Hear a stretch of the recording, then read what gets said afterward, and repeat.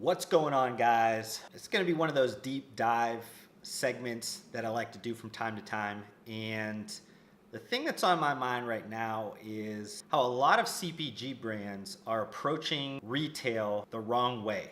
So let's kind of cover two kind of scenarios here. If you are a CPG professional, both of these will sound extremely common to you. First scenario, you're a CPG brand, you have a great product, you are excited to get them into retailers, you hire a few salespeople, and you let them loose out on the market. Those salespeople, because they have have an established book of business, they go out and get you a bunch of different accounts, or what a lot of people call doors. All of a sudden, you have 200 doors, and you start to realize that sales are not going well in 80% of those 200 doors. So your sales staff that are servicing that 80% that are not doing that well comes to you and asks you to start doing some promotions, or start doing some discounts, or start doing a bunch of different things to help move that product within the store. You agree because you are excited, you think this is a great product, and you really want to be successful out on the market. What you end up finding out is after you do those like promotions and sales, though your initial kind of inventory sold through, you're kind of coming up with the same problem again. Inventory is aging on the shelves. Retailers are wondering what you can do to support them. Your sales staff is asking you to do promotions and sales to reinvigorate the demand for your product. And it becomes an endless cycle. And that cycle has diminishing returns over time because consumers are getting used to you doing endless sales and endless promotions, and they're less willing to buy your product when it's at full price, ultimately driving down your margins into basically nothing. You're essentially robbing Peter to pay Paul, as they kind of say.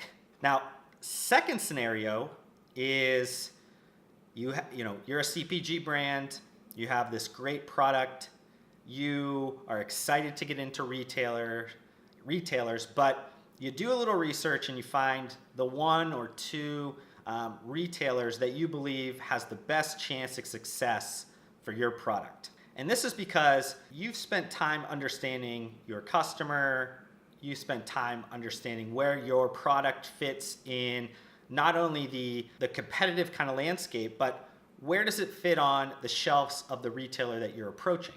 So you come in with a plan, you consistently work on that plan with those one or two retailers, and through that plan, you gain a good amount of data, either positive or negative. I'm not going to say that sometimes when you first get out of the gate doing this second scenario that you're going to be successful, but after you've learned some things, you take that back, you put that kind of into your retail storytelling, and with that new information, you go to 3, 4, 5, 10, 50 retailers and lay out a similar plan that has been proven to work well. So based on these kind of two scenarios, and I know that I glossed over a ton of different details, but which one are you going to select? Conventional wisdom for decades has been going with scenario A, or scenario 1.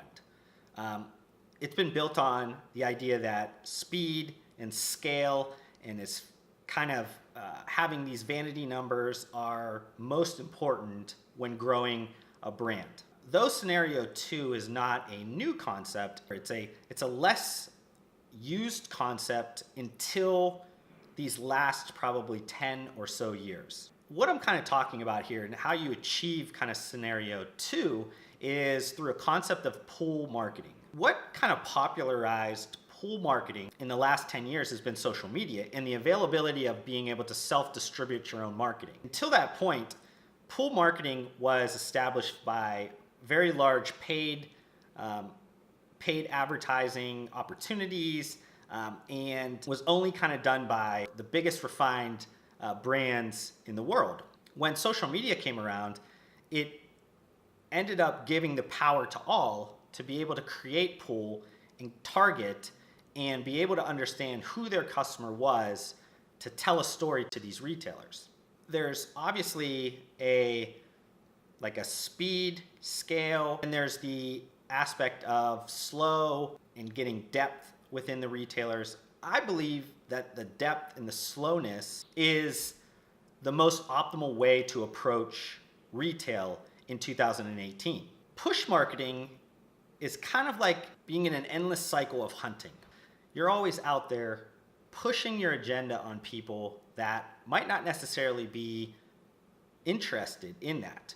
But because you've offered them some discount or some sale that entices them for that one-time purchase, it seems to be working. On the flip side, pull marketing is kind of like having a steady stream of your ideal customers, because you spent most of your time and effort on building up your brand and your brand's values and different outward things that makes consumers understand why they should purchase your brand. And because you've done that, when a consumer goes into a store, they already have kind of made a decision on their buying behavior before they've walked into that retailer.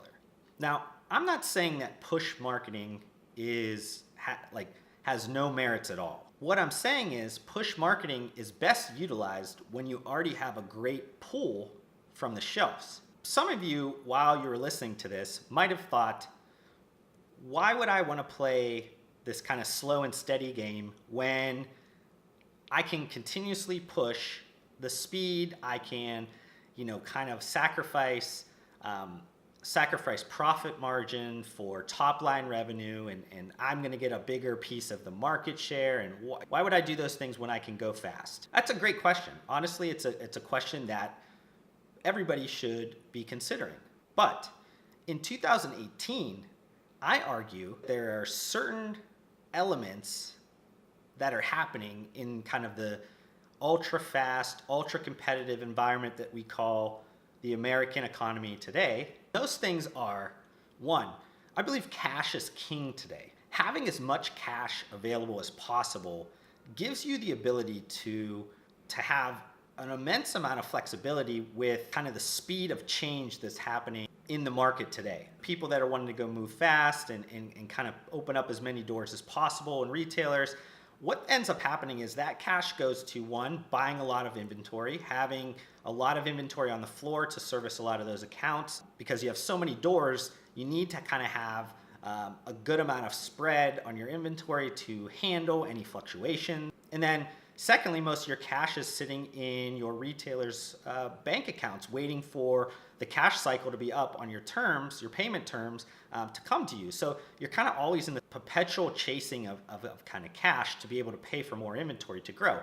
And most of us in business, especially in consumer product businesses, understand that, kind of cash flows, managing your inventory, managing your cash cycles is the most paramount area of this business, because you need to buy physical goods, and those physical goods need to be passed to other retailers that have lengthy amount of terms based around their kind of sell cycles and their kind of cash cycles. So I'm not saying that that's not going to be a problem if you act slow and create pull marketing, but the slower that you act and the more deep that you go with certain retailers or certain strategies, the more chance you have to win at a bigger proportion of those doors. And winning at a bigger proportion of those doors provides you the ability to harness more of that cash to be used when different kind of fast-paced changes happen. Now, secondly, why I believe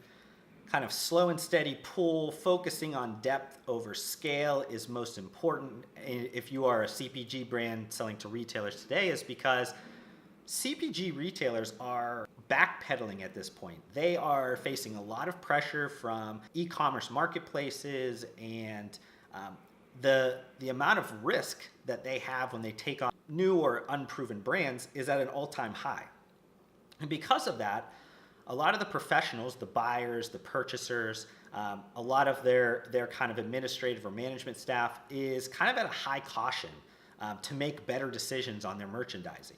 So if you kind of go slow and steady, build a seller story, have a lot of momentum going with very strong sales velocity, you tend to give a lot more confidence to that next retailer that you approach. So the next time you think about another vanity sale or kind of getting your numbers at such a high point that it looks good on a PowerPoint presentation, I caution to pump your brakes a little bit and understand that buyers in purchasing departments are now looking at different metrics than they did 5, 10, or 25 years ago.